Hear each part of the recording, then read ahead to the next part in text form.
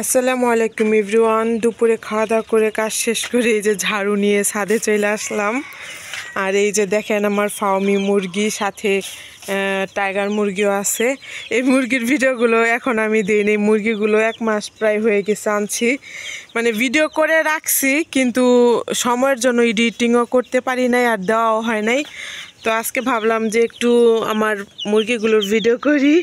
এই হচ্ছে আমার ফার্মি মুরগি, এগুলোর পিছনে অনেক কাহিনী আছে, মানে এগুলো আনার পিছনে অনেক কাহিনী আছে।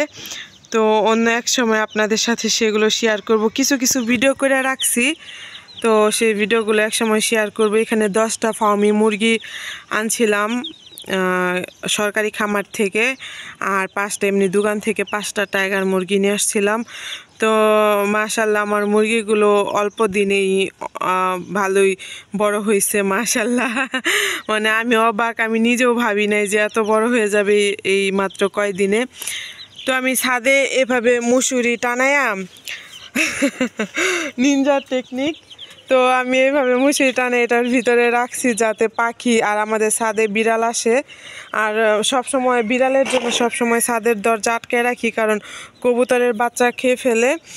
আর হচ্ছে এভাবে রাখার কারণ হচ্ছে যাতে ছাদ থেকে না পড়া যায়, কারণ ছাদ থেকে একটা বাচ্চা পড়ে গেলেই আমার মানে একটা জিনিস শেষ। তো এর জন্য আমি এইভাবে রাখছি। বুদ্ধিটা কেমন হয়েছে সবাই কমেন্ট করে জানাবেন। আর এখন আমি এই জাংলা ভেঙে ফেলবো। আমার এই গাছে একটা লাউই হয়েছিল, একটা লাউ খাইছি আর লাউ ধরে নাই। এর জন্য ভাবলাম যে এই গাছটা কাটে ফেলবো, গাছে মনে হয় না আর ফল আসবে, সবজি আসবে।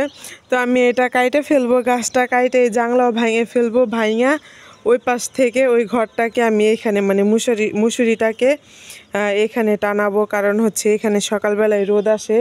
আর এখন তো শীতের সময়, ঘুম থেকে মানে সকালে যখন মুরগি ছাড়ি তখন দেখি যে কেমন যেন একটু মানে শীতে কুচিমুচি হয়ে থাকে।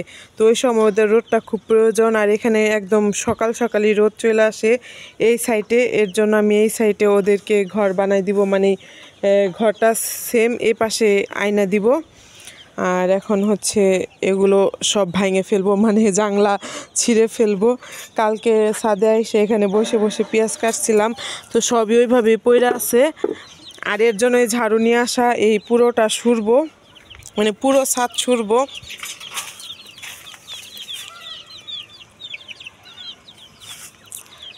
আর এখন হচ্ছে ফার্স্টে ওদেরকে আটকাইতে হবে আমার।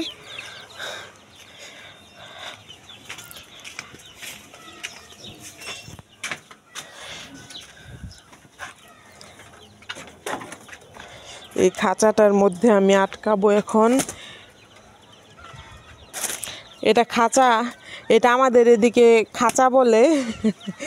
আবার গোপালগঞ্জে শুনছিলাম কি জানি আঙ্কুরো নাকি, মানে এরকম একটা কথা, আঙ্কুরো।